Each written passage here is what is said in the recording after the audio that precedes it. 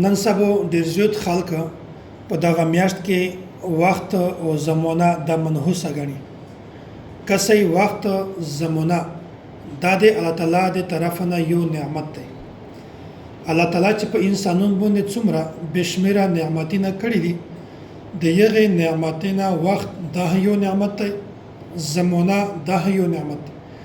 که صحیح دمره یو عظیم نعمت دی چې د انسان زندگی، د انسان بقا، د انسان مهنت، د انسان کامیابی دغه ټول تعلق د وخت سره دی او د زمانه سره دی. او دا دمره عظیم نعمت دی، دمره زیات اهمیت دی چې الله تعالی په قران کریم کې د وخت قسمونه خوړلې دي. الله تعالی په قران کریم کې د زمانه قسم خوړلې دی. نو بیا میشتو سویلې دا وخت هم منحوس غني، د زمانه هم منحوس غني، دا غلطه خبره ده. کسې الله تعالی په قران کریم کې ډېر زیات مقامات کې د وخت قسم خوړل دي. الله تعالی بیانوي قران کریم کې اعوذ بالله من الشیطان الرجیم بسم الله الرحمن الرحیم والفجر وليال عشر.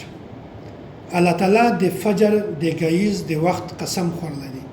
وليال عشر او د لاس شپې د 10 د ذل حجې چې کې ملاش په دې د یغه قسم خورلې. په بل ځای کې الله تعالی دا قسم خوري والصبح اذا تنفس. الله تعالی د غیز قسم خوري چې کله هغه سیا وخلي، یعنی هغه غیز وخت په یو وخت کې بالکل فضا صفاوي، شبنم لویدلې وي، سوکا سوکا هوا چلیږي. الله تعالی د یو وخت قسم خورلې دي. او الله تعالی قران کریم کې بیانوي والضحى والليل اذا سجى، چې مودا قسم وي په د رزق پرونی باندې.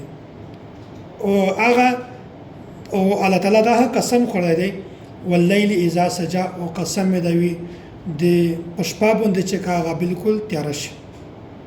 او دا سه الله تعالی قسم خوري واللیل اذا یغشى والنهار اذا تجلى. او الله تعالی د شپې قسم خوري چې مودا قسم پشپا باندې چې کله هغه بالکل تیار شي، او مودا قسم پورز باندې چې هغه بالکل رونی شي.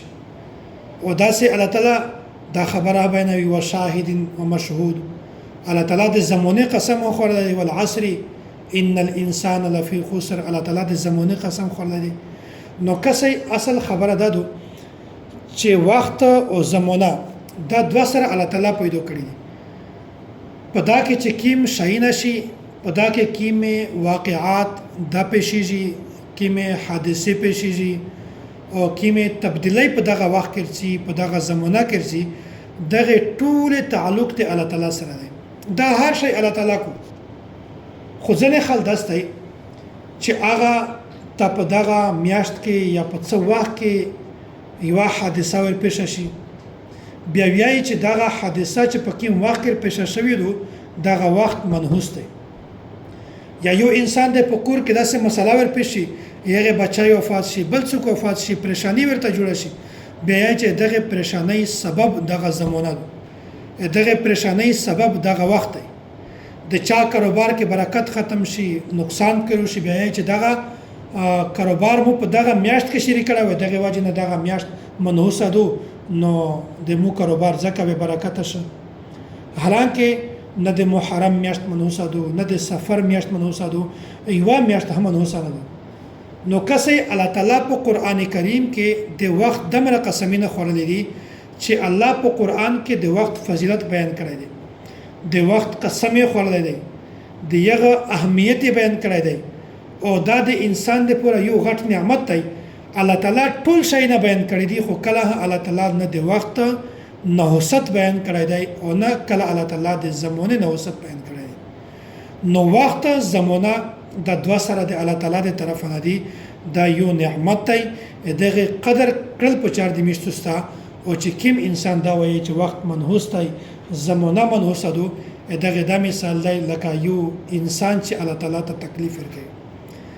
پیغمبر علیه الصلاۃ والسلام دا حدیث دی، دا حدیث قدسی دی چې یؤذینی ابن آدم بنده مو ته تکلیف ورکوي، یسب الدهر وانا الدهر.